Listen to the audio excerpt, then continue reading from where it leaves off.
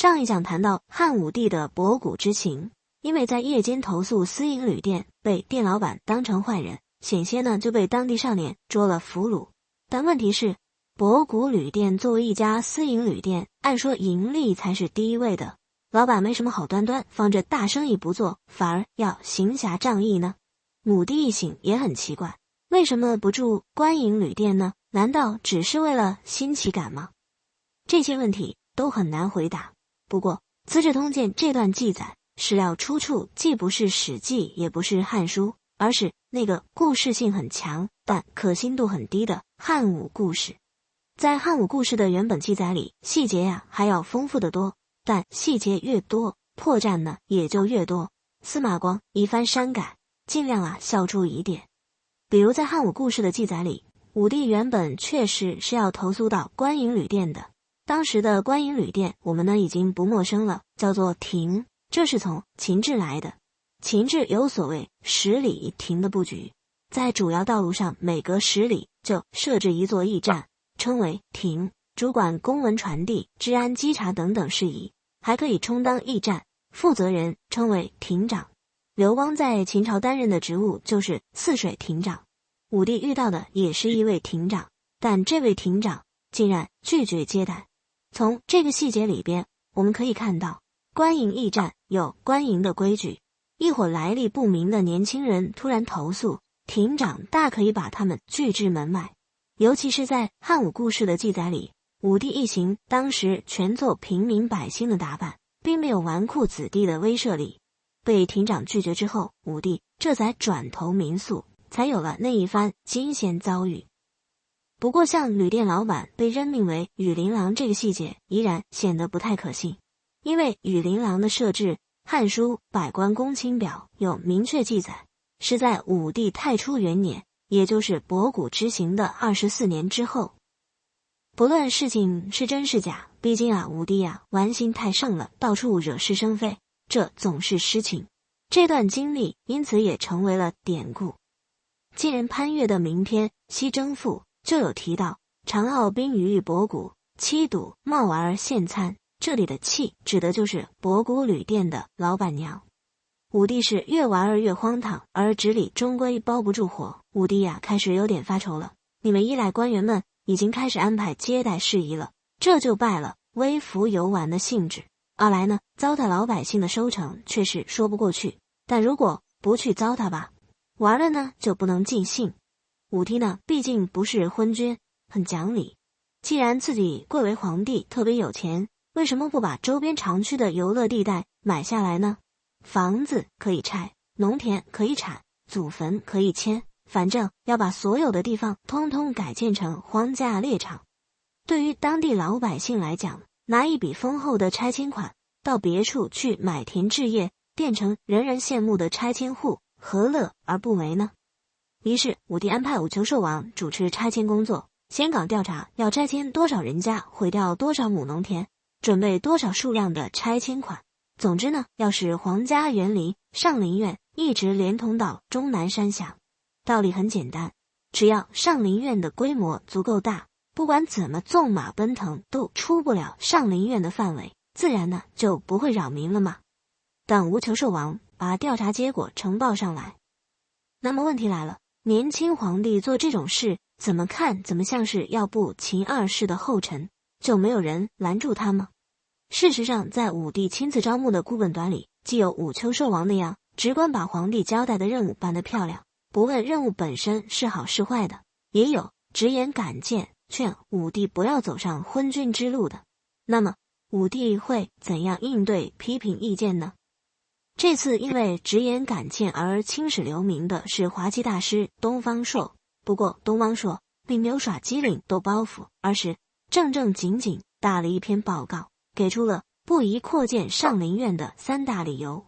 文章不但有理有据，而且文采很好，是一篇很精彩的汉赋小品。后人编选汉赋，给他拟了一个题目，叫建除上林苑。资治通鉴虽然忽视文学，却把这篇文章稍加删节收录下来，可见司马光很重视它的资治意义。东方朔给出的3大理由，第一是强调武帝看中的这片地方是所谓天下陆海之地，明明是陆地，却像大海一样无所不生。这里土地肥沃，物产丰富，当年秦国赖此以称霸。单说耕地，这里有全国公认的第一沃土，1亩地可以卖1斤黄金，怎么可以划入御花园，当成打猎的场所呢？第二，为了给狐狸、野兔和狼虫、虎豹腾地方，去拆毁平民百姓的房屋和坟墓，强制人家搬家，道义上站不住脚。当然，这话纯属偷换概念，武帝毕竟不是搞动物保护主义。第三，跑马打猎这种事有很大的安全隐患，皇帝不值得为了娱乐去冒这种风险。最后看看历史教训，商纣王兴建9世之功，结果诸侯背叛了他；楚灵王修建章华之台，结果楚国人心离散。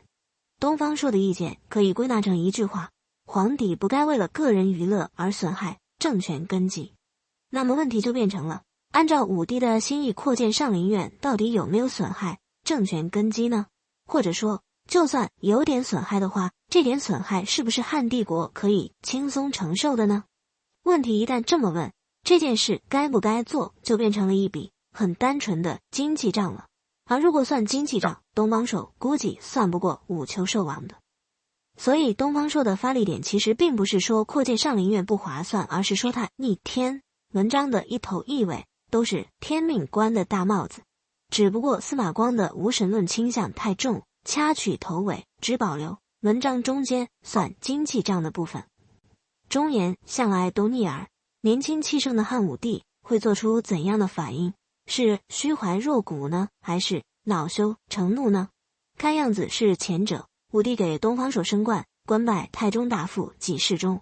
太中大夫是正式之位，给事中属于加官，性质和侍中、常侍这样一样，围在皇帝身边，供皇帝差遣。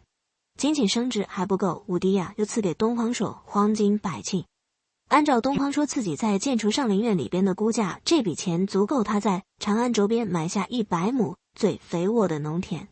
东方朔又是升职又是受赏，看来武帝特别重视他的意见，但并没有。拆迁工作照原计划进行，武丘寿王那边的进度丝毫不受影响。不知道这算不算高明的管理艺术？似乎武帝传达出来的信息是欢迎批评，中肯的批评意见一定会换来好处的。